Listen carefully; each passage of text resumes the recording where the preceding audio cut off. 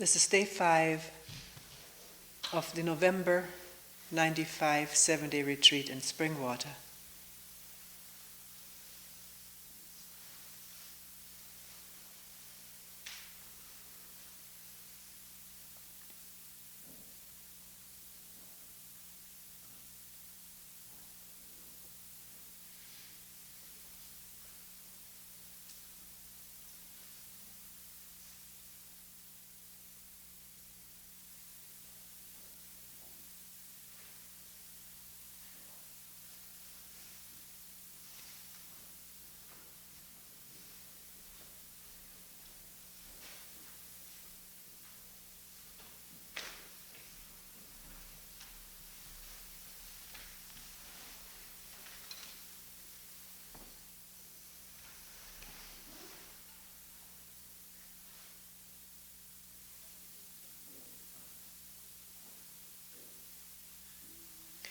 Several things have come up in meetings about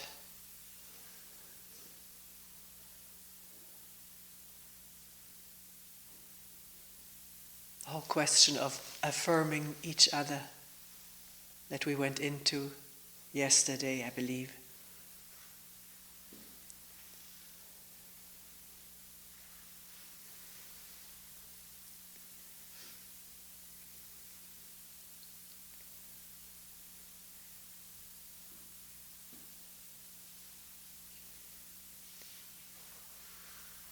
One person mentioning teaching retarded children who have very negative images about themselves, images and feelings.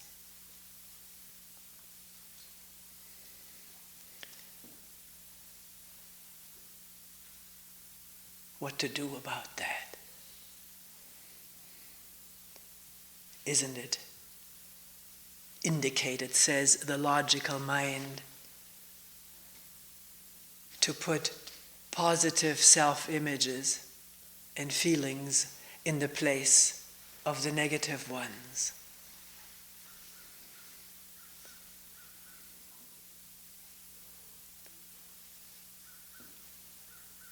How does one go about it? Being with someone or several people who feel very badly, very guilty, or inadequate about themselves, which maybe if we dig enough, look enough within, is the case for all of us. Who feels really thoroughly adequate and sufficient?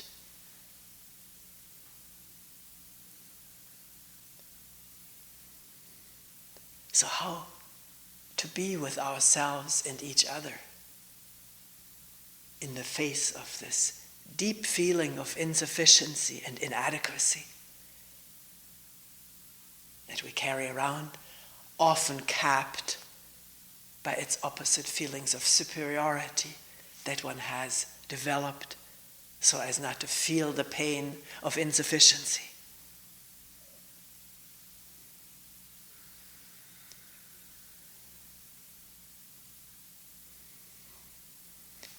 With these children, does one's own feelings about the kids and one's words, body language, reconfirm their feeling of insufficiency, inadequacy? Then one can say a line of acceptance or whatever one has figured out to do to make someone feel positive. But if one isn't thoroughly of that acceptance and respect for another, respect for oneself, if you will,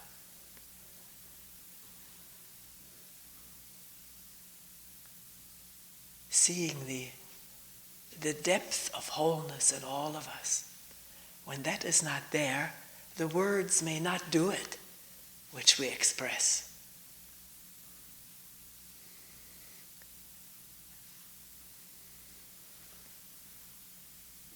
see what I mean?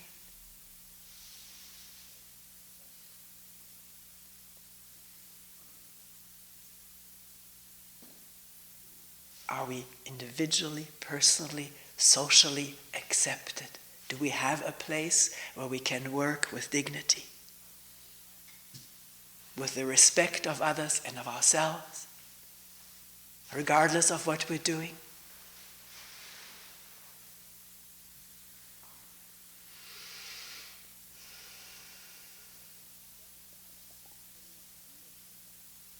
Respect, that word respect has the word seeing in it. Spectacles are things with which to see better, supposedly. So, how do we see ourselves freshly? Re means again, and we'll add in there anew.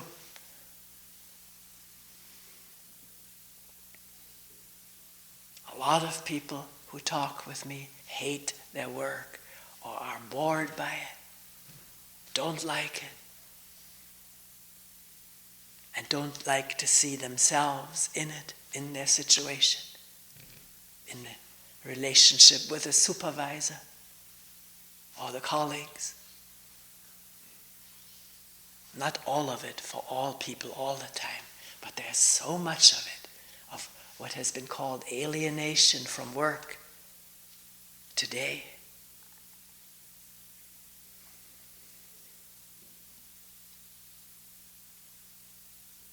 The work being a stranger to me, the work situation, alien.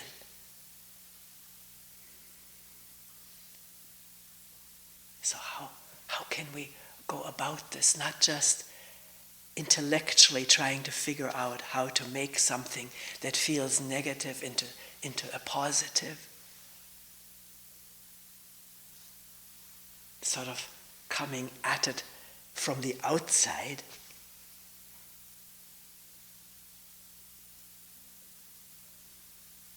But where are we this moment of being? And only one moment at a time.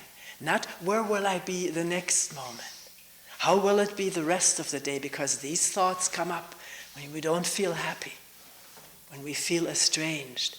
Then the thought takes over, oh my God, this is going to go on the rest of this day, the rest of this week, months, for years. I won't be able to stand it. And I'm not saying here, I want to insert this, I'm not saying stay to the bitter end with any situation that arises, it's good for you. I'm not saying that. Because when there is a moment-to-moment clarity or witness, awareness of this moment of being, inwardly and outwardly, then it may be quite clear and not so difficult to either leave a situation that is intolerable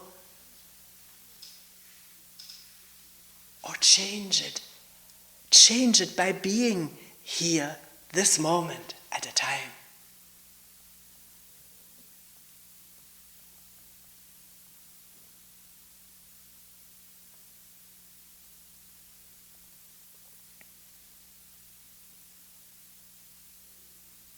It's difficult. One finds that out in a retreat where the situations are very ideal. No disturbances of a big order. No, not much demand on one.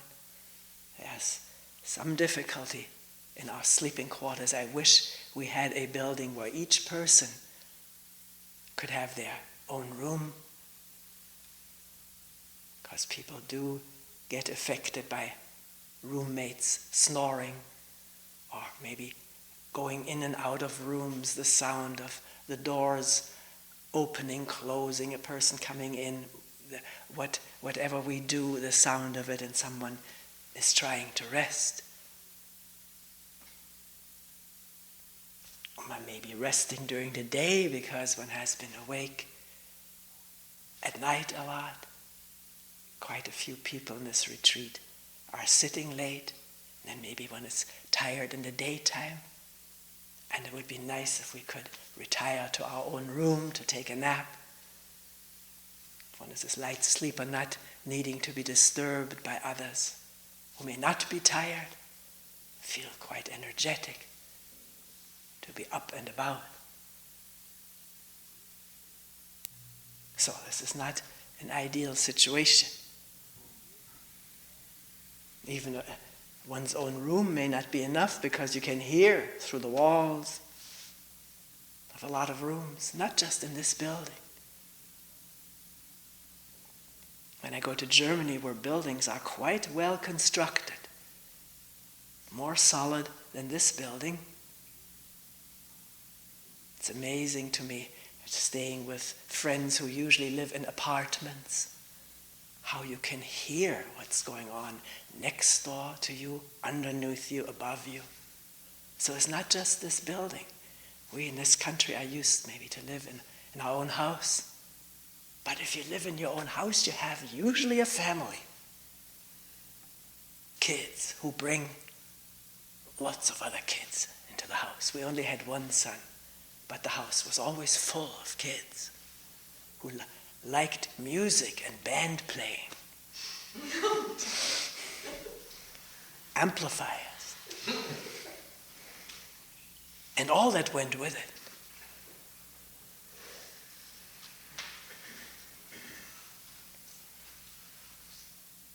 So, coming back from all this, branching out into the not completely ideal situation here.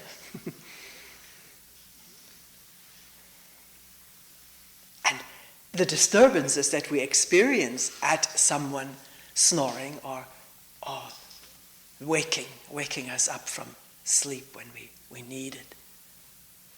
They are not just disturbances, they are something to look at in an environment where very little happens except these inner reactions and disturbances at what seems to be outer disturbance. To watch, because the mind by day 5 or 6 begins to slow down, at least at times, somewhat. So it is more easy to watch inwardly the reaction that comes up, the anger, the flood of feelings at being denied or neglected, treated insensitively.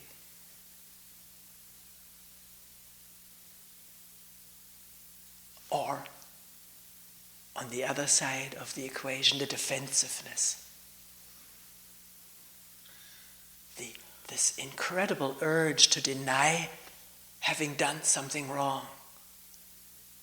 There's such fear connected with it. And most of us who've been raised by ideal standards and been punished for not doing right, and the dread of punishment for doing wrong, for being criticized, for being told something. We have not learned to listen quietly, to hold still when someone tells us something critical about ourselves.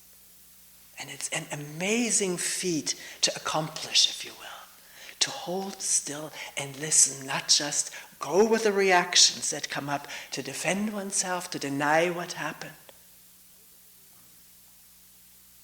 And to deny this threat of having been wrong, of not being what we would like to be in our imagery about ourselves, in our story about ourselves and our life. So, can we experiment with this? Because it is a gateway to deeper listening and looking, to see the reactiveness coming up, the defensiveness, or the aggressiveness. One can only talk of one thing at a time. In looking at it, the whole thing can be seen. So, right now we're looking at defensiveness, coming from hurt, being criticized, and not just hurt, but this fear this deep-seated fear of being wrong, which is habitually not allowed to stay there very long. It's too frightening for many of us. So then, to watch the hurt, the threat, and the words that come out to tell the other person, no, I'm not that way. It isn't really like that. Or to convert it into pointing out that you are wrong. You don't have this right to do unto others as is done to us. This is what seems to be a psychological lawfulness in human beings. So can we, the next time this arises, the next time do we even hear ourselves? Do we see ourselves? Is there some awareness? So that when somebody says, this is what has been going on for me, when you do this in the kitchen, or I don't know where all these things happen, where we get a note or a remark. Have we really been aware? We think we're aware, but we may not be. We may not be aware of our inattention. It's very difficult. Maybe impossible. But then somebody says, this is what disturbs me, or this is what could be changed, or is not appropriate in this moment or in this place. Can this inside reactiveness become transparent at a moment of holding still, in listening and holding in abeyance the urgent response to defend or attack or explain or rationalize ourselves, which means perpetuating the ideal image story of myself.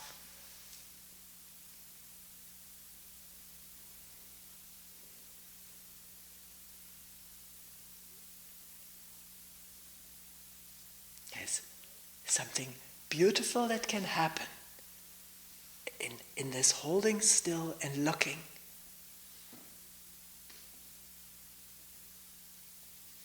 Rather than immediately covering the hurt with explanation or rationalization, defense or attack.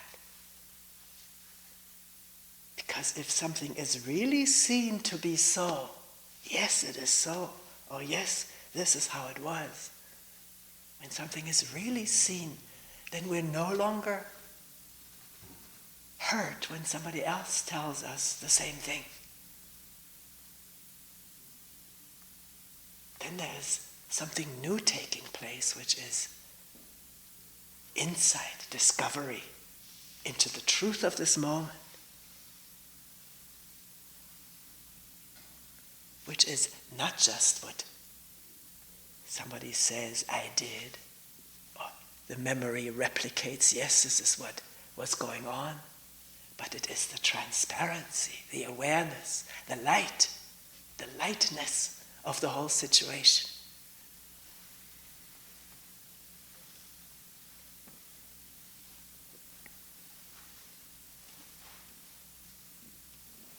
So will we experiment and work with this? And maybe blow it or miss it a lot of the times, but maybe one time there will be a holding pattern.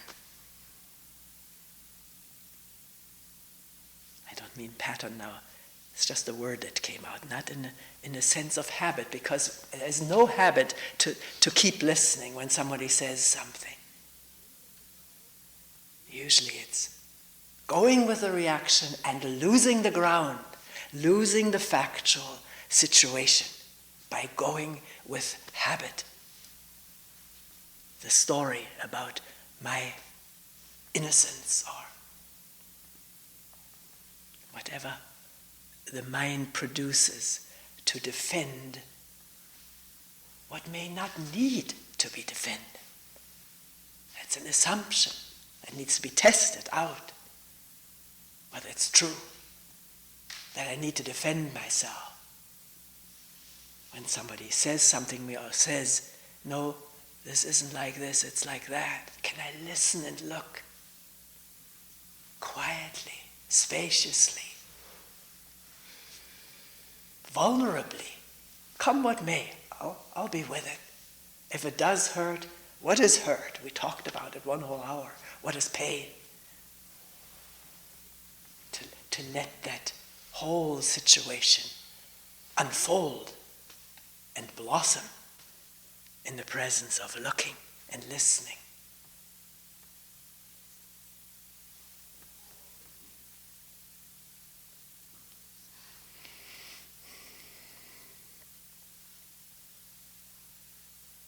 This is the one side of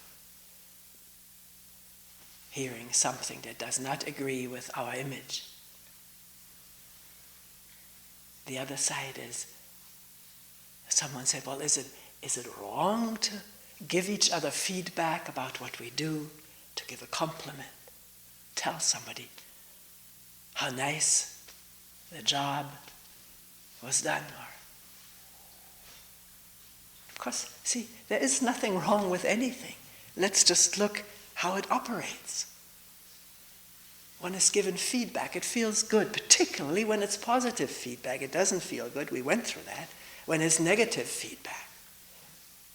So, somebody's saying, it's a good job you did. I liked how you worked. The meal was delicious. The cabin is great. Beautiful work. I liked your talk. It feels good to hear that. And there's no reason to deny or to now let an idea become operative. The idea I should not reinforce my self-image. It's already happened. The feeling has already happened of pleasure at somebody giving good feedback.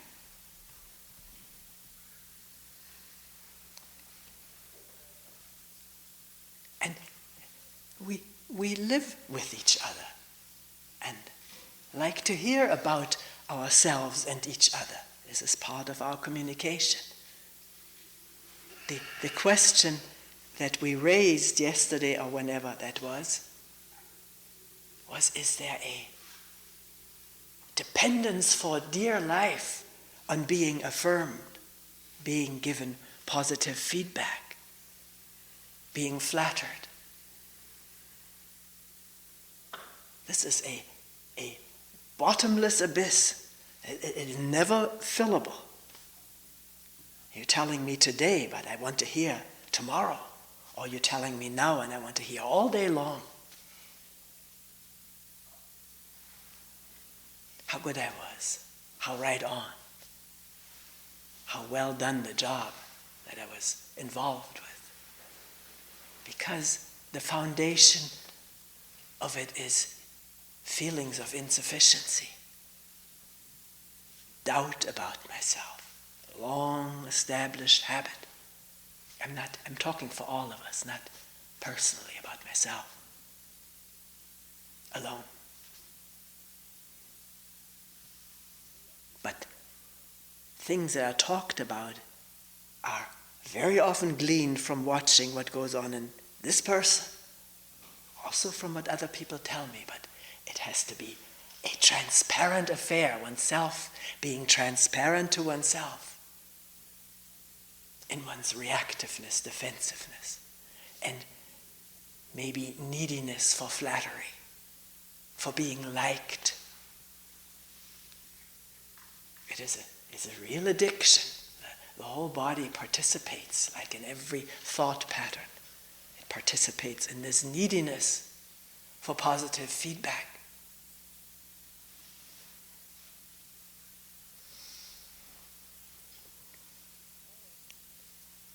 So, what we're saying is the joy of somebody acknowledging what one did, and then can it be let go like fluff?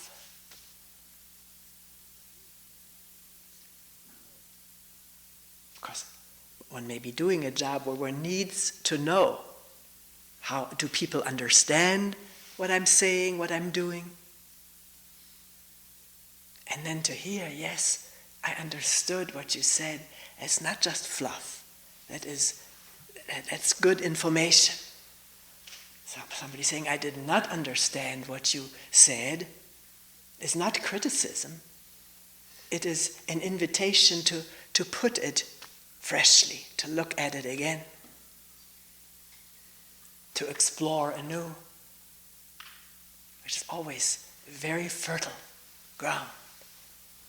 So what we tell each other, positively and negatively, is fertile ground for us to find out about ourselves and how we're relating to each other.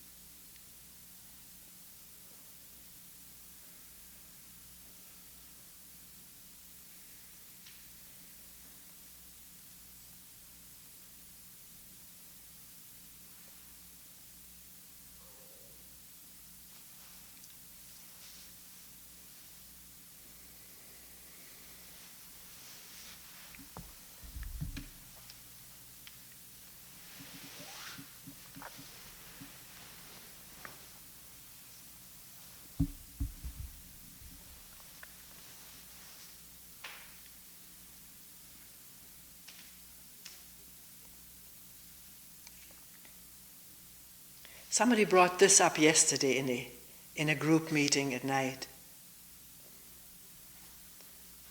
I don't know how well it'll be possible to reconstruct this whole thing, from memory, of course.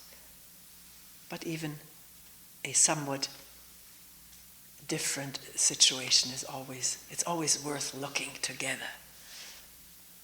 at some questions that are brought up. Now this was the question. Who is it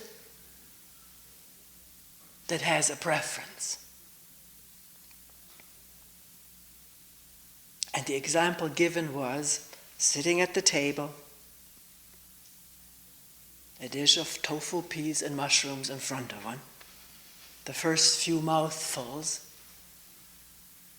tasting them, finding them too bland,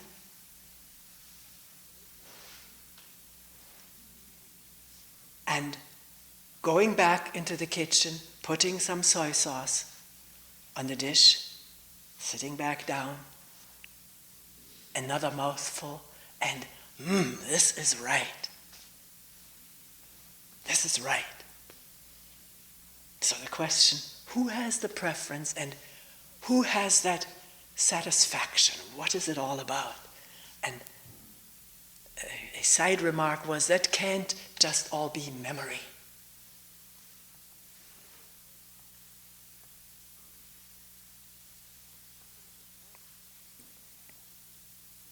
So, can we go into it? We all already twice in this retreat have had in front of us a dish of tofu, peas, and mushroom.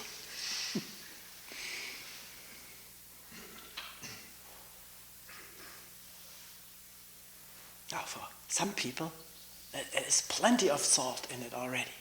For some people, too much. This is how different our taste buds are functioning. For most people, particularly raised in present-day American eating culture, need more salt. When you get used to less salty diet at the center, it is absolutely amazing when one eats in the everyday world how salty things are in restaurants, or the prepared foods. One wonders how anyone can take it. But see, this is how the differences have developed due to all kinds of reasons, which I'm not at all knowledgeable about. Somebody said that the whole chemistry in the body may demand more salt or less salt. So tasting something and finding it bland involves the whole body chemistry due to all kinds of influences. in which habit plays a part. If one is not used to salt, one doesn't crave it the way one does if one is used to lots of salt. It's like any addiction. It is the establishment of craving for certain substances to satisfy a body that lets us know what is missing, what needs to be added. More sugar. I have a great craving for sugar. I like to put lots of sugar on my salad.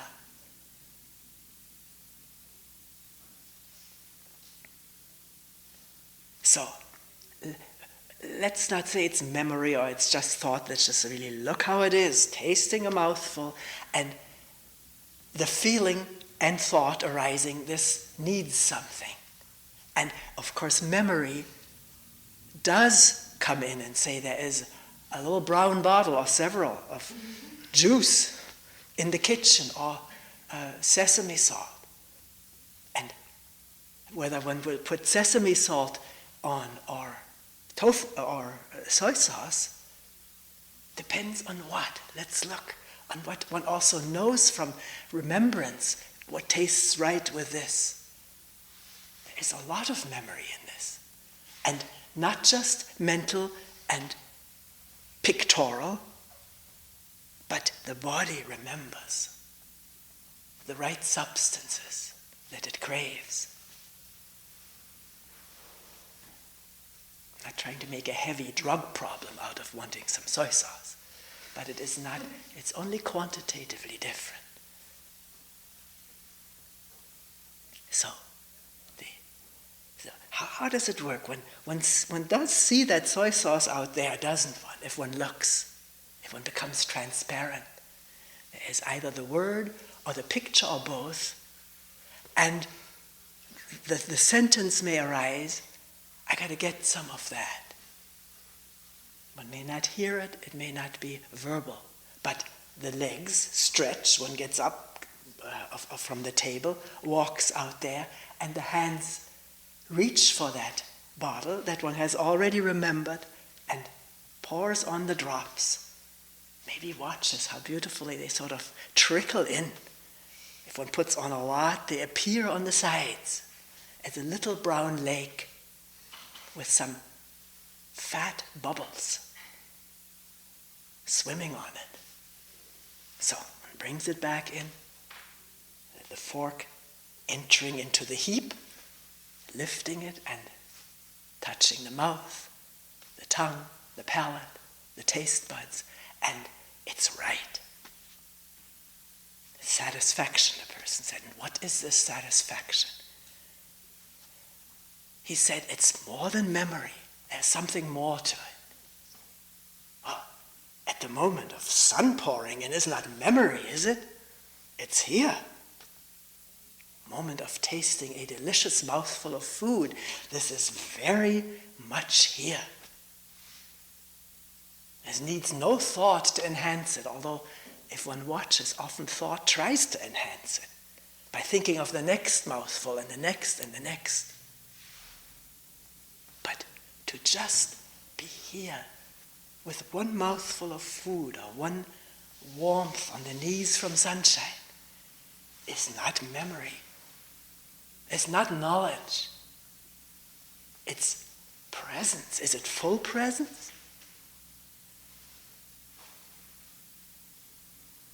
Is that what you meant in saying there's something more to it? Did that mean see, putting words to it may make it fade.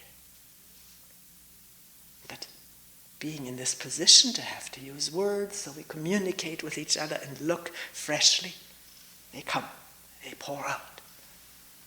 So this moment of eating without thinking about the next bite, no judgment about good kitchen or poor kitchen, no thought needed about myself.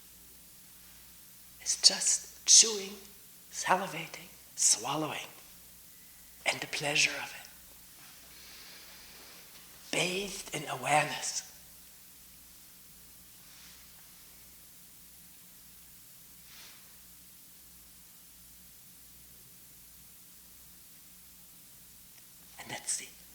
important thing is this, bathed in awareness, because one can well remember, all of us, eating a meal and not knowing what we ate, because either we were reading the newspaper while eating, or having an argument with someone, or already thinking of all the things piled up in the office when I get there, or the blizzard, it's snowing outside, how will I get there, will it be slippery, and shoveling it in, swallowing it, and no bathing in anything except thoughts and their emotions. It's interesting. When people come to the center and there's an opportunity, I'm interested in asking them, what brought you to this work of sitting quietly? And one man, he came from Germany. He said, I tell you precisely what it was. Every Sunday, I'm living at home, I have a room. Every Sunday I have this, it's almost like a ritual. I soft boil myself an egg, put a couple slices of toast into the toaster, and prepare good coffee. And that is my Sunday joy. And one Sunday, I had done the same thing, toasted the white bread and the soft-boiled the egg, and the coffee was prepared.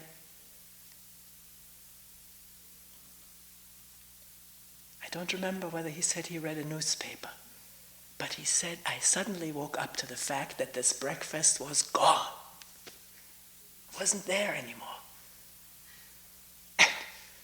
There wasn't a bit of enjoyment that I had. I was someplace else.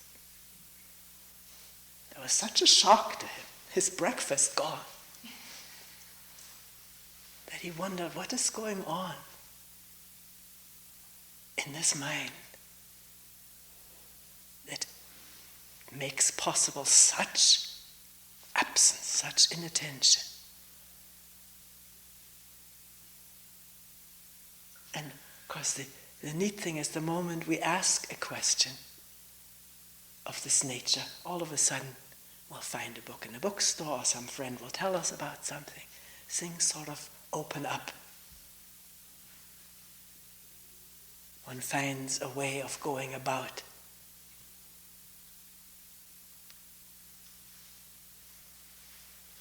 This big question of what am I, or where am I, this moment of sitting here.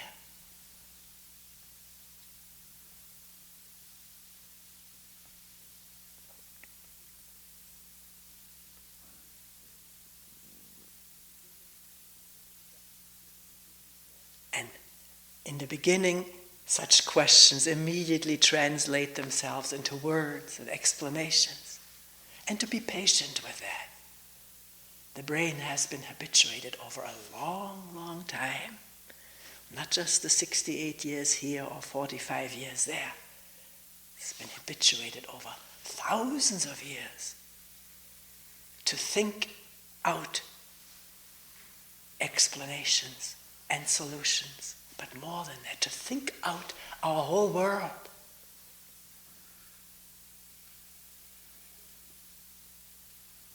The story of my life is the product of the brain gathering and abstracting and weaving.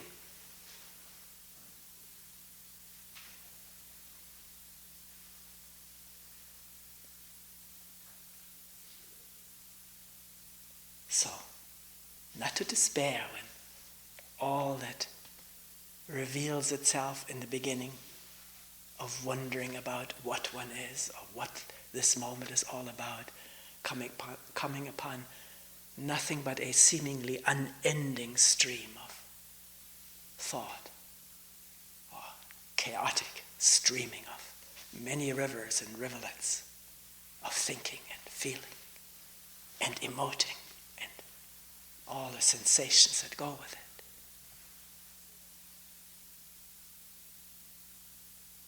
with little or no transparency of reactiveness. And yet, every once in a while there is a moment of waking up. So crucial, such an incredibly precious moment of waking up to what now reverberates in the memory. The dream of the last hour, or however long one estimates. But it's a moment of attention with memory reverberating of what was. So, will there be a new stream of reactiveness against what is discovered? Reactive, and when will I ever be free of thought? We know it. I don't have to spell it out. Putting oneself down, evaluating meditative inquiry. It's no use, I'm a hopeless case, maybe it works for others. Or will, at the moment of waking up to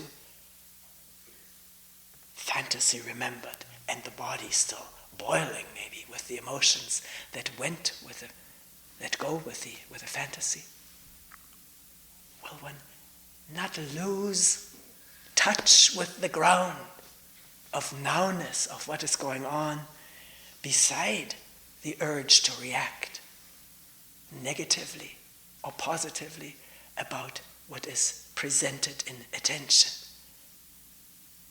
The dream, the thought, the wishful thinking. The same thing we said earlier, can one hold still and allow the fan still to be heard, the breath to be flowing? It flows anyways, but bathed in some awareness. Even though reactiveness wants to take over, one can feel the momentum of it.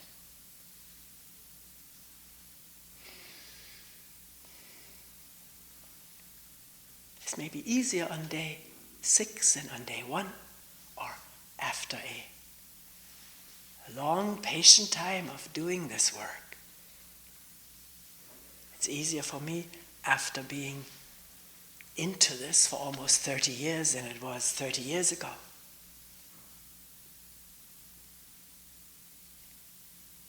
This unfolding thing. And is one impatient, wanting quick results? Or is it becoming increasingly clear that this is one's whole life? Not now or today or this retreat, or maybe I'll give it a year or two.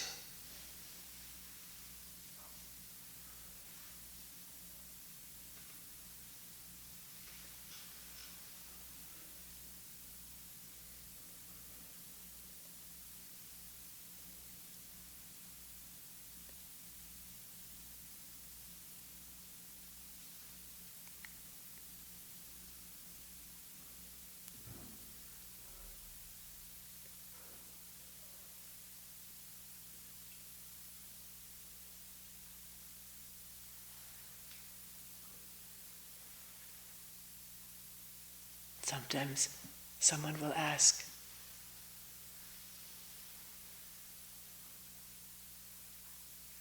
when I'm sitting, there's nothing.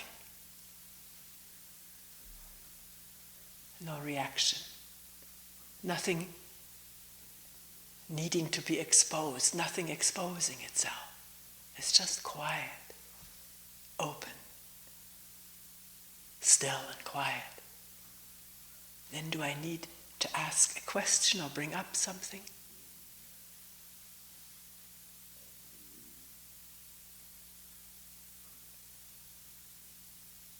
Where does this question come from?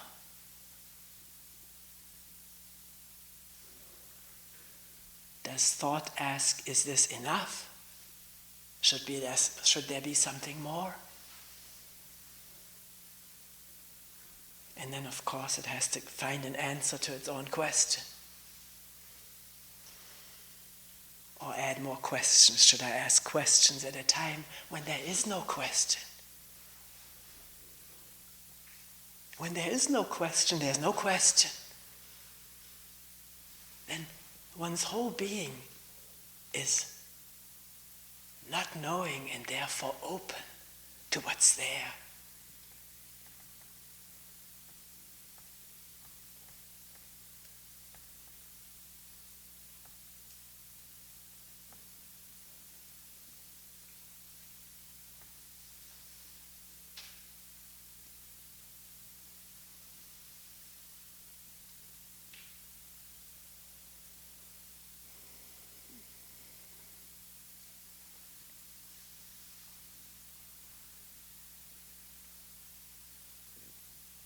Deep breath or hardly any breathing, it doesn't matter.